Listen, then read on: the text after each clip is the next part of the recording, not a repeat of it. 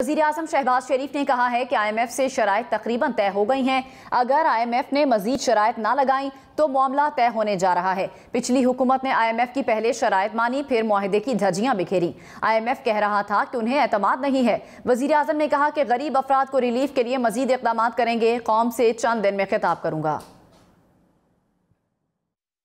पिछली हुकूमत ने ये मुआहदा किया कि हम कीमतों को पास ऑन करेंगे। उन्होंने IMF की ये भी शर्त उन्होंने मान ली कि जो पेट्रोलियम डेवलपमेंट लेवी जो है 30 रुपए वो हम बढ़ाएंगे। जनरल सेल्स टैक्स 17% शायद 17% वो भी बढ़ाएंगे।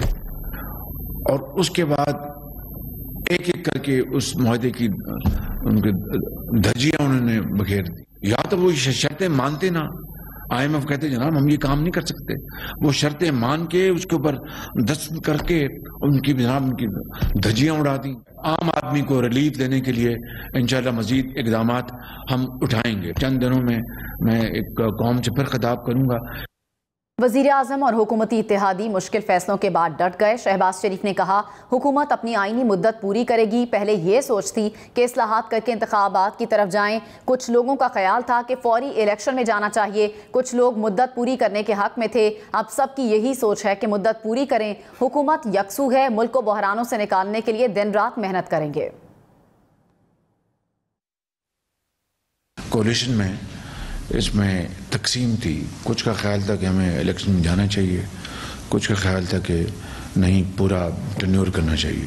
हमारी अपनी पार्टी की आवाज़ उन्हीं आवाज़ों के साथ थी जो कि ये समझते थे कि हमें रिफॉर्म्स करके इलेक्शन में जाना चाहिए, चाहे वो इलेक्टोरल रिफॉर्म्स हैं और दूसरी रिफॉर्म्स हैं। मगर फिर चूँकि बाकी पार्टियों का फैसला इस मामले में था कि नहीं हमें पूरी टर्म करनी चाहिए, तो उसमें वक्त लगा। तो बहरकैफ अब सब यकसू हैं कि हम ये जो 14 महीने हैं उनको हमने पूरी टर्म हमने इस्तेमाल करेंगे। दूसरी जानिब इमरान खान ने फिर फौरी इंतखाबात का मुतालिबा कर दिया। चेयरमैन तहरीक इंसाफ ने कहा कि मुल्क में जमहूरियत के आगे बढ़ने का वाहिद रास्ता फौरी शफाफ इंतखाबात हैं। उन्होंने इदारों को हुकूमत के नीचे लाने के लिए कानून साजी पर तशवीश का इजहार भी किया। कहा हुकूमत इदारों को कंट्रोल में लाने की हर मुमकिन कोशिश कर रही है। फवाद चौधरी ने इंकशाफ किया है कि एस्टेब्लिशमेंट से बैकडोर बात हो रही है। ब्रेकिंग पॉइंट विद मालिक में गुफ्तगू करते हुए उन्होंने कहा कि हौसला अफजा बातचीत चल रही थी, नताइज के करीब पहुंच गए थे, फिर पीछे चले गए। फवाद चौधरी ने कहा कि एस्टेब्लिशमेंट आज कहे तो इंतखाबात हो जाएंगे, MQM और BAP को फैसले करने की आज़ादी दें तो हुकूमत कल गिर जाएगी। एस्टेब्लिशमेंट ने इमरान खान हुकूमत बचाई नहीं, हो सकता है साजिश में शरीक न हो, लेकिन सुप्रीम कोर्ट को तहकीकात करनी चाहिए। जो इन्फ्लुएंसेस हैं फौज के वो मौजूद हैं और वो आज कहेंगे कि इलेक्शन होने चाहिए तो इलेक्शन होंगे। मैं एक आधा इत्तेहादी साइड पर करके गवर्नमेंट गिरा दे। BAP और MQM को कह दें कि आप अपने फैसले करने में आज़ाद हैं, हुकूमत कल गिर जाएगी। हाथ पकड़ाया किसी ने? वो कोई हौसला अफजा गुफ्तगू हुई है किसी से? बहुत हौसला अफजा गुफ्तगू जो है वो थी। हर चीज़ें मामला जो हैं वो बड़े करीब आ गए थे, फिर आप पीछे चले गए। वज़ीर-ए-आज़म शहबाज शरीफ के बयान पर तहरीक इंसाफ का रद्द अमल आ गया। असद उमर ने कहा मौजूदा हुक्मरानों ने अच्छी भली मुस्तहकम और फलती फूलती मईशत का सिर्फ 8 हफ्ते में बेड़ा गर्क कर दिया। 8 हफ्ते पहले तक शहबाज शरीफ का तारुफ अमरीकी साजिश के तहत बनाए गए वज़ीर-ए-आज़म का था। अब उनका दूसरा तारुफ FIA को मतलूब मुल्जिम का है। वज़ीर-ए-आज़म शहबाज शरीफ एक रोज़ा दौरे पर आज गवादर पहुंचेंगे। ज़राए के मुताबिक वज़ीर-ए-आज़म गवादर में तरक्याती मंसूबों और अमन व अमान के हवाले से मुनक़िदा इजलास की सदारत करेंगे। वज़ीर-ए-आज़म गवादर के माहिकीरों से मुलाकात भी करेंगे। वफाकी वज़ीर मनसूबाबंदी SN इकबाल और दीगर वज़रा के हमरा होंगे। वज़ीर-ए-आज़म इंडस अस्पताल और गवादर डेवलपमेंट अथॉरिटी के दरमियान आलमी मयार के अस्पतालों की मुफाहमती याददाश्त पर दस्तखत की सरपरस्ती भी करेंगे। वज़ीर-ए-आज़म को गवादर में जारी तरक्याती मंसूबों बशमूल Gwadar international airport, power projects, infrastructure पर तफसीली ब्रीफिंग दी जाएगी। वज़ीर-ए-आज़म का एक माह की कलील मुद्दत के दौरान गवादर का ये दूसरा दौरा है। मुल्क में गुज़श्ता 24 घंटे में कोरोना के 309 नए केसेस रिपोर्ट हुए हैं। कोरोना के मुस्बत केसेस की शरह 2.2% हो गई। कोरोना के 80 मरीजों की हालत तशवीशनाक है। NIH के मुताबिक गुज़श्ता 24 घंटे में 13,941 कोरोना टेस्ट किए गए। कराची समेत सिंध भर में कोरोना की छठी लहर का खदशा। डीजी हेल्थ सिंध ने नई गाइडलाइंस पर अमल कराने की कमिश्नर ऑफिस से सिफारिश की है। डीजी हेल्थ ने सिंध हुकूमत से कहा कि जिले की इंतजामिया मास्क पहनने को लाजमी करार दे। अवामी मकामात पर समाजी फासले को यकीनी बनाया जाए। शादियों में इंडोर 300 जबकि आउटडोर तादाद 500 अफराद तक महदूद की जाए। पब्लिक ट्रांसपोर्ट में मुसाफिरों की तादाद 70% से कम की जाए, जबकि हाई रिस्क शॉपिंग मॉल्स, मज़ारों और जिम्स में वैक्सीनेशन कार्ड लाजमी चेक किया जाए। शहरियों की बूस्टर वैक्सीनेशन मुकम्मल कराने के इक़दाम भी किए जाएं। सिफारिशात वफाकी वज़ीर सेहत और सूबाई महकमा सेहत के ऑनलाइन इजलास में तय की गई। कराची समेत सिंध में कोरोना केसेस की शरह में इजाफा होने लगा। कराची में कोरोना केसेस की यौमिया शरह 21% से बढ़ गई। हफ्तावार शरह 12.78% रिकॉर्ड की गई। एक हफ्ते के दौरान सिंध में कोरोना के मुस्बत केसेस की शरह 3.65% रही। महकमा सेहत सिंध के मुताबिक गुज़िश्ता 24 घंटों के दौरान 650 कोरोना टेस्ट किए गए। 138 मुस्बत केसेस रिपोर्ट हुए। अमरीकी सुप्रीम कोर्ट ने असलहा लेकर अवाम के दरमियान जाने के हक में फैसला दे दिया। अक्सरियती फैसले में अमरीकी सुप्रीम कोर्ट ने कहा कि अवाम में असलहा लेकर जाना अमरीकियों का बुनियादी हक है और अमरीकी आइन असलहा रखने की और अवाम में ले जाने की हक की जमानत देता है। अमरीकी सदर जो बाइडन ने फैसले को मायूस कुन करार देते हुए कहा कि फैसला आम फहम और आइन दोनों से मुतसादिम है। अमरीकी सेनेट की पहली बार नेशनल गन कंट्रोल बिल मंजूर कर लिया। बिल के हक में 65 और मुखालिफत में 33 वोट डाले गए। नेशनल गन कंट्रोल बिल मंजूरी के लिए अमरीकी ऐवान नुमाइंदगान के पास जाएगा। ऐवान नुमाइंदगान से बिल मंजूर होने के बाद अमरीकी सदर इस पर दस्तखत करेंगे। बिल के तहत 21 साल से कम उम्र अफराद के बंदूक खरीदने के पस मंजर को देखा जाएगा। नेशनल गन कंट्रोल बिल के हक में 15 रिपब्लिकन अराकीन ने भी वोट कास्ट किया। पाकिस्तान के दाखिली उमूर पर कैनेडियन पार्लियामान में हर्जा सराई का मामला। कैनेडियन हाई कमिश्नर को दफ्तर खारजा तलब किया गया। तर्जुमान दफ्तर खारजा के मुताबिक कैनेडियन हाई कमिश्नर को एहतजाजी मुरासला दिया गया। सिंध में बल्दियाती इंतखाबात के पहले मरहले में 26 जून को मैदान सजेगा। 3 अजला पर मुश्तमिल सखर डिवीजन के 30 लाख वोटर्स अपना हक की रायदही इस्तेमाल करेंगे। जवाद शाह की रिपोर्ट देखिए। सखर डिवीजन के मकीन ज़राअत के पेशे से मुंसलिक हैं। खैरपुर और गोटकी अजला पर मुश्तमिल सखर डिवीजन की मजमूई आबादी 55,38,000 से जायद है। तीनों अजला में सफाई की सूरत हाल की बात करें तो गंदगी और गलाजत और कचरे के ढेर जा बजा फैले नजर आते हैं। महकमा सेहत के मुताबिक इन तीनों अजला में सेहत मराकिज के मजमूई तौर पर छोटे बड़े 204 अस्पताल कायम तो हैं, मगर अद्वियात की कमी, डॉक्टरों समेत स्टाफ की किल्लत और नामुनासिब आलात बीमारियों की रोकथाम के बजाय इजाफे का सबब बने हुए हैं। माजी में ये इलेक्शन का टर्नओवर ख़त्म हुआ, बहुत दावे किए, बड़े वादे किए, लेकिन इसके समरात आवाम को नहीं मिले। आवाम बुनियादी सहूलतों से महरूम रहे। खुदारा आप अब जब आएँ तो अपनी इस इंतज़ामी मशीनरी को सुधारिएगा ताकि आवाम को जो आप डिलीवर करना चाहते हैं वो आवाम तक पहुँच जाए। 8 तहसीलों पर मुश्तमिल ज़िला खैरपुर का शुमार सिंध के बड़े अजला में होता है। यहाँ की सड़कें टूट फूट का शिकार होने से आए रोज़ हादसात से जानें चली जाती हैं। ज़िला घोटकी में सरकारी स्कूल्स बाड़ों में बदल चुके हैं। सखर शहर और अतराफ के इलाकों के मकीन आज भी पीने के साफ पानी से महरूम हैं। 3 अजला, 18 तहसीलों और सैकड़ों शहरों में मुश्तमिल सखर डिवीजन में यूं तो तिजारत, ज़राअत और कुदरत की नेमतों से माला माल है, मगर इंतज़ामी बेदहानी के बायस यहाँ के मकीन आज भी तबाहाल सड़कों से गुजर कर सेहत व सफाई और रोज़गार के हसूल से महरूम हैं। ताहम बल्दियाती इंतखाबात में बेहतरी की उम्मीद जाहिर कर रहे हैं। सिंध में पहले मरहले के तहत 26 जून को नवाबशाह डिवीजन में बल्दियाती इंतखाबात होने जा रहे हैं। शहीद बेनज़ीराबाद डिवीजन के 3 अजला नवाबशाह, सांगड़ और नौशहर फिरोज में 30 लाख से ज़ायद मर्द व ख़वातीन वोटर्स अपने नुमाइंदे मुंतखब करेंगे। तीनों अजला के बुनियादी मसाइल क्या हैं, ये बताएंगे नुमाइंदा हम न्यूज़ असद बुखारी। खैबर पख्तूनख्वा और बलूचिस्तान के बाद अब सिंध में भी बल्दियाती इंतखाबात। सूबा सिंध में पहले मरहले में शहीद बेनज़ीराबाद डिवीजन के 3 अजला नवाबशाह, सांगड़ और नौशहर फरोज में 26 जून को होने वाले बल्दियाती इंतखाबात के लिए गहमा गहमी अरूज पर है।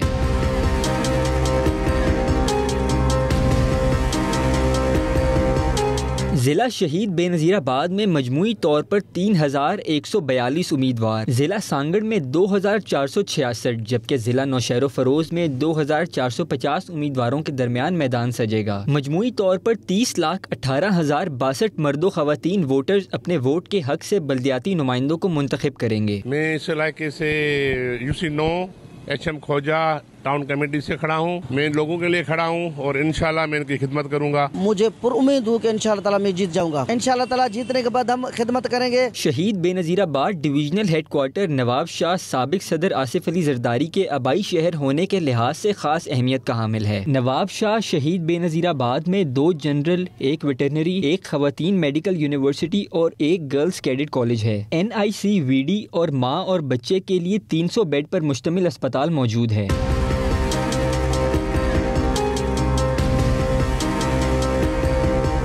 अगर बात की जाए मसाइल की तो डिवीजन के तीनों अजला नकारा सीवरेज सिस्टम, टूटी गलियां और पीने के साफ पानी जैसे बुनियादी मसाइल से घिरे हुए हैं। शहर में मरकजी और तजारती सड़कों के अलावा गुंजान आबाद इलाके में जाने वाली गलियां और रास्ते टूट फूट का शिकार हैं। पीपल्स मेडिकल टीचिंग अस्पताल में लिफ्टें खराब, लेबॉर्ट्रियाँ बंद, MRI और CT स्कैन की मशीनें खराब, जबकि अद्वियात की कमी समेत तिब्बी सहूलियात का फुकदान है। 1 अरब 56 करोड़ रुपए की लागत से लगाया जाने वाला वाटर फिल्ट्रेशन प्लांट गैर फाल होने की वजह से शहरी बदबूदार पानी पीने पर मजबूर हैं। शहर के मसाइल, पीने का साफ पानी का बड़ा मसला है, सीवरेज का मसला है, सेहत का मसला है, लोड शेडिंग का मसला है, ये बड़े अहम मसाइल हैं शहर के। शहीद बेनज़ीराबाद डिवीजन में मजमूई तौर पर 239 उम्मीदवार बिला मुकाबला कामयाब हो चुके हैं, जिनमें अक्सरियत का ताल्लुक सिंध में हुक्मरान जमात पाकिस्तान पीपल्स पार्टी से है। सिंध में बल्दियाती इंतखाबात 2 मरहलों में होंगे। वोटर्स किस तरह बल्दियाती उम्मीदवारों को मुंतखब करेंगे और मुंतखब होने वाले बल्दियाती नुमाइंदे मेयर और जिले चेयरमैन किस तरह मुंतखब करेंगे, तफसीलात जानिए आतिफ हुसैन की रिपोर्ट से। सिंध में बल्दियाती इंतखाबात के पहले मरहले में 26 जून को लाड़काना, बेनज़ीराबाद, सक्खर और मीरपुर खास डिवीजन के 14 अजला में पोलिंग होगी, जबकि दूसरे मरहले में कराची और हैदराबाद डिवीजन के 16 अजला में 24 जुलाई को वोट डाले जाएंगे। दही इलाकों में हर वोटर को सब्ज, सफ़ेद और गुलाबी रंग के 3, जबकि शहरी इलाकों में सब्ज और सफ़ेद रंग के 2-2 वोट डालने होंगे। जहाँ अर्बन जो एरिया है उसमें यूनियन कमेटी है, तो यूनियन कमेटी में जहाँ इलेक्शन होंगे वहाँ 2 बैलेट पेपर होंगे, और जहाँ यूनियन काउंसिल के इलेक्शन है उसमें 3 बैलेट पेपर मिलेंगे, जहाँ डिस्ट्रिक्ट काउंसिल इन्वॉल्व होगी। सब्ज रंग का जो बैलेट पेपर है वो हमारा चेयरमैन, वाइस चेयरमैन का होगा, सफ़ेद जो है वो जनरल मेंबर का वो बैलेट पेपर हुआ, तो हर वोटर को 2 बैलेट पेपर मिलेंगे। दही इलाकों में मुंतखब होने वाले बल्दियाती नुमाइंदे डिस्ट्रिक्ट काउंसिल में खवातीन, मजदूर, नौजवान, माजूर अफराद और ट्रांसजेंडर्स की मखसूस नशिस्तों के उम्मीदवारों को मुंतखब करेंगे और डिस्ट्रिक्ट काउंसिल का हाउस मुकम्मल करेंगे। इसके बाद इनकी रिजर्व सीटें फिल होनी हैं, तो जिस तरह औरतों की 33% है, पीजेंट जो लेबर हैं उनके लिए 5% है, यूथ की 5% है और हमारी माइनॉरिटीज़ की 5% है, जबकि इस दफ़ा 2 और इजाफी सीटें आ गई हैं जिसमें ट्रांसजेंडर और पर्सन विद डिसेबिलिटी है, उनका भी 1% सीट या 1 सीट हर टाउन लेवल के ऊपर मौजूद होंगी। शहरी इलाकों में मुंतखब होने वाले चेयरमैन सिटी काउंसिल जबकि वाइस चेयरमैन टाउन काउंसिल का हाउस मुकम्मल करेंगे, जिसके बाद वो टाउन चेयरमैन और मेयर को मुंतखब कर सकेंगे। जब उनका हाउस पूरा हो जाएगा तो उन पूरे हाउस में से वो अपना एक मेयर और डिप्टी मेयर इलेक्ट करेंगे, वो उनको वोट वही लोग करेंगे जो उस हाउस के मेंबर होंगे। सिंध में फिलहाल राइज बल्दियाती निज़ाम के तहत मुंतखब नुमाइंदे ही टाउन चेयरमैन, ज़िला चेयरमैन और मेयर बनने के अहल होंगे। कैमरामैन आमिर जमील के साथ आतिफ हुसैन, हम न्यूज़ कराची। इस्माइल खान में पुशा पुल के करीब बस और गाड़ी में टक्कर हुई है। हादसे में गाड़ी में सवार 3 अफराद जाँ बहक हो गए हैं। लाशों को DHQ अस्पताल मुंतकिल कर दिया गया है। खैबर पख्तूनख्वा हुकूमत की जानिब से अफगानिस्तान में ज़लज़ला ज़दगान के लिए 16 ट्रक इमदादी सामान भेज दिया गया है। PDMA के मुताबिक इमदादी सामान शिमाली वज़ीरिस्तान इंतज़ामिया के हवाले किया गया है। इमदादी सामान में 500 tent, 500 kitchen set, 500 Hajin set भी शामिल हैं।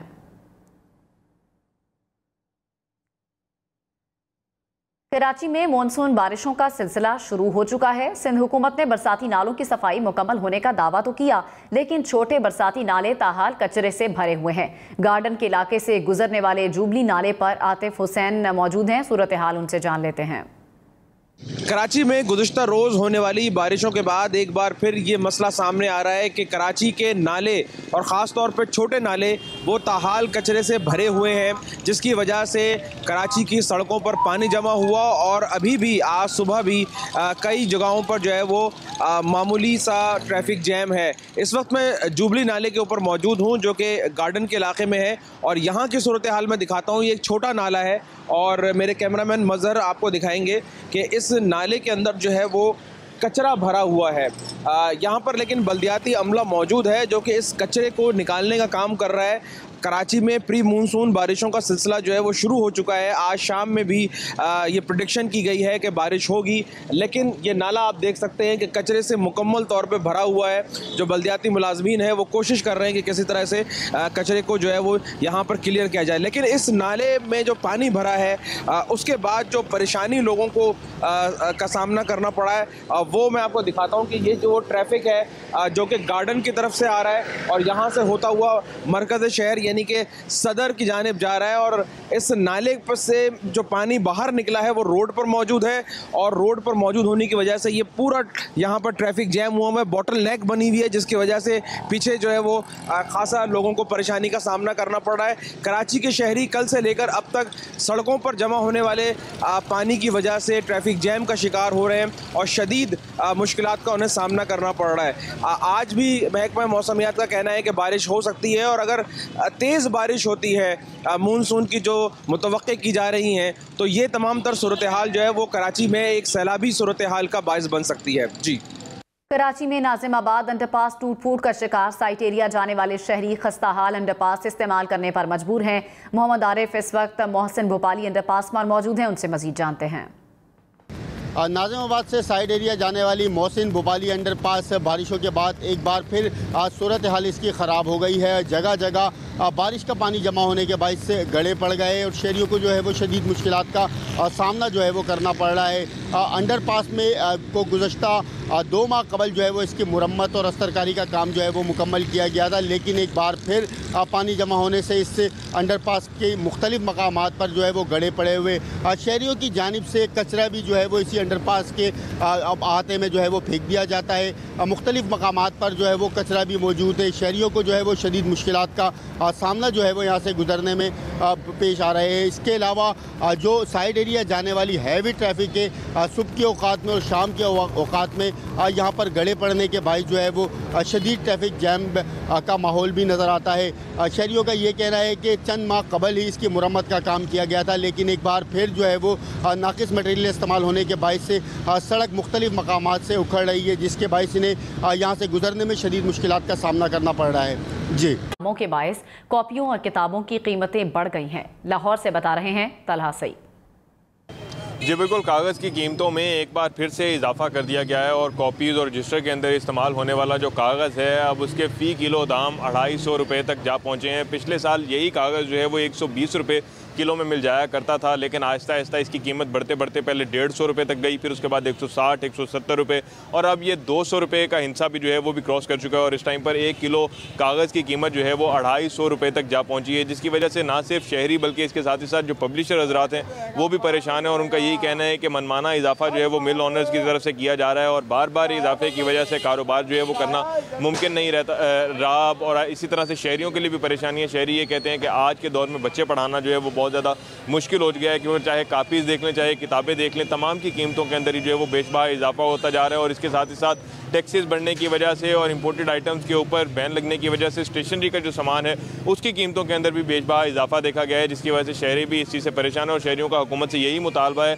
कि बराए करम जो चीज़ें पढ़ाई के अंदर इस्तेमाल होती हैं, जो बच्चों की तालीम में इस्तेमाल होती हैं, इनकी कीमतों को काबू में रखना चाहिए ताकि बच्चों की पढ़ाई के लिए आसानियाँ पैदा हों। जी, पिंड दादन खान में मुमकिना सैलाबी सूरत हाल से निपटने के लिए रेस्क्यू 1112 के ज़ेर एहतमाम दरियाए जहलम में मॉक एक्सरसाइज की गई। इस मश्क का अहवाल बताएंगे मोहम्मद वसीम। जी बिल्कुल, पिंडादा खान में बारिशों और मुमकिन सैलाब के पेश नज़र दरियाए झेलम में विक्टोरिया ब्रिज के मकाम पर रेस्क्यू 1122 के ज़ेरे एहतमाम मॉक एक्सरसाइज का इनेकाद किया गया। मॉक एक्सरसाइज में रेस्क्यू 1122, सिविल डिफेंस, महकमा सेहत और दीगर इदारों ने शिरकत की। इस मौका पर रेस्क्यू एहलकारों की जानिब से सैलाब में डूबने वाले अफराद को महफूज मकाम पर मुंतकिल करने और ज़ख्मियों को फौरी तिबी इमदाद पहुँचाने के हवाले से मशक़ें की गई। इस मौका पर district emergency officer Saeed Ahmad का कहना था कि रेस्क्यू 1122, महकमा सेहत और दीगर इदारे मुमकिन सैलाब और किसी भी नागहानी सूरत हाल से निमटने के लिए बर वक्त तैयार हैं। जी।